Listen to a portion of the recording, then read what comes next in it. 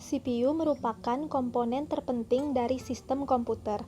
CPU adalah komponen pengolah data berdasarkan instruksi yang diberikan kepadanya. Dalam mewujudkan fungsi dan tugasnya, CPU tersusun atas beberapa komponen sebagai bagian dari struktur CPU, yaitu yang pertama, Arithmetic and Logic Unit (ALU) bertugas membentuk fungsi-fungsi pengolahan data komputer. ALU sering disebut mesin bahasa karena bagian ini mengerjakan instruksi bahasa mesin yang diberikan padanya. Seperti istilahnya, ALU terdiri dari dua bagian, yaitu unit aritmetika dan unit logika boolean, yang masing-masing memiliki spesifikasi tugas tersendiri. Yang kedua, control unit bertugas mengontrol operasi CPU dan secara keseluruhan mengontrol komputer sehingga terjadi sinkronisasi kerja antar komponen dalam menjalankan fungsi-fungsi operasinya. Termasuk dalam tanggung jawab unit control adalah mengambil instruksi-instruksi dari memori utama dan menentukan jenis instruksi tersebut. Yang ketiga adalah registers. Registers adalah media penyimpanan internal CPU yang digunakan saat proses pengolahan data. Memori ini bersifat sementara, biasanya digunakan untuk menyimpan data saat diolah ataupun data untuk pengolahan selanjutnya. Keempat, CPU interconnections adalah sistem koneksi dan bus yang menghubungkan komponen internal CPU, yaitu ALU, unit kontrol dan register-register dan juga dengan bus-bus eksternal CPU yang menghubungkan dengan sistem lainnya, seperti memori utama, piranti masukan, atau keluaran.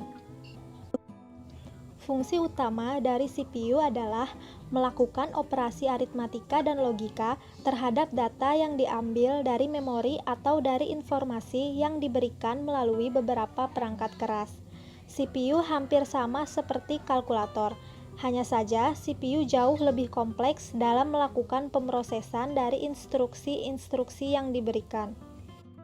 Instruksi tersebut kemudian disimpan terlebih dahulu pada RAM. Setiap instruksi akan diberi alamat unik yang disebut alamat memori. Selanjutnya, CPU dapat mengakses data-data pada RAM dengan menentukan alamat data yang dipilih. Untuk memahami fungsi CPU dan caranya berinteraksi dengan komponen lain, perlu kita tinjau lebih jauh proses eksekusi program.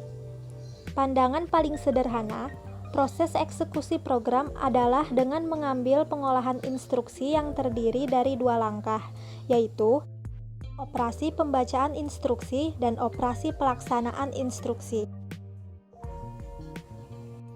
Siklus fetch, eksekusi. Pada setiap siklus instruksi, CPU akan membaca instruksi dari memori. Terdapat register dalam CPU yang berfungsi mengawasi dan menghitung instruksi selanjutnya, yang disebut dengan program counter atau PC. PC akan menambahkan satu hitungannya setiap kali CPU membaca instruksi. Instruksi yang dibaca akan dibuat dalam register instruksi atau IR. Kemudian instruksi dibentuk dalam bentuk kode-kode yang dapat diimplementasikan oleh CPU, kemudian dilakukan aksi yang diperlukan. Perlu diketahui bahwa siklus eksekusi untuk suatu instruksi dapat melibatkan lebih dari sebuah referensi ke memori. Di samping itu juga sebuah instruksi dapat menentukan sebuah operasi input dan output. Perhatikan gambar di bawah.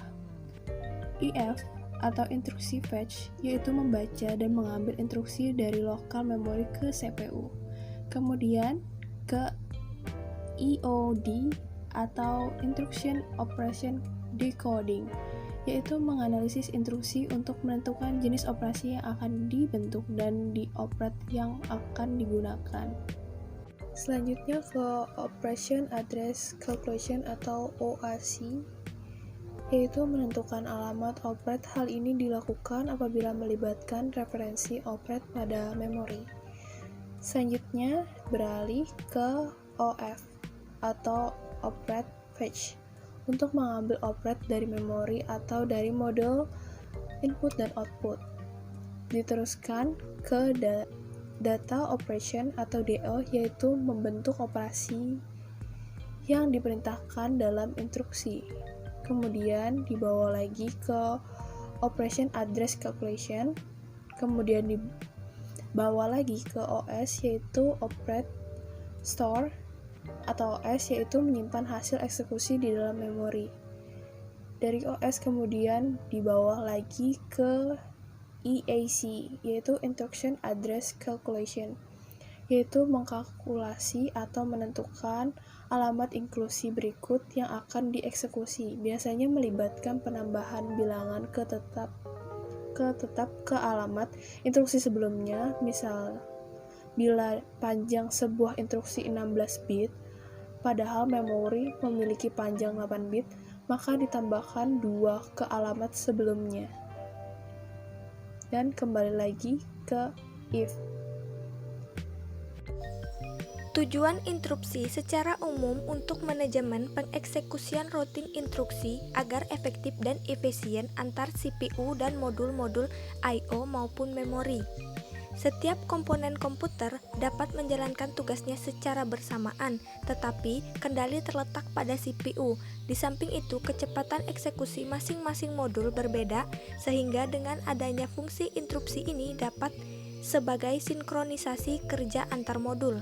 Macam-macam kelas sinyal interupsi, salah satunya adalah program, timer, I/O, dan hardware failure. Fungsi interupsi adalah mekanisme penghentian atau pengalihan pengolahan instruksi dalam CPU kepada routing interupsi. Hampir semua modul memori I/O memiliki mekanisme yang dapat menginterupsi kerja CPU. Dengan adanya mekanisme interupsi, prosesor dapat digunakan untuk mengeksekusi instruksi-instruksi lain. Saat suatu modul sudah selesai menjalankan tugasnya dan siap menerima tugas berikutnya, maka modul ini akan mengirimkan permintaan interupsi ke prosesor. Kemudian, prosesor akan menghentikan eksekusi yang dijalankannya untuk menghandle routing interupsi.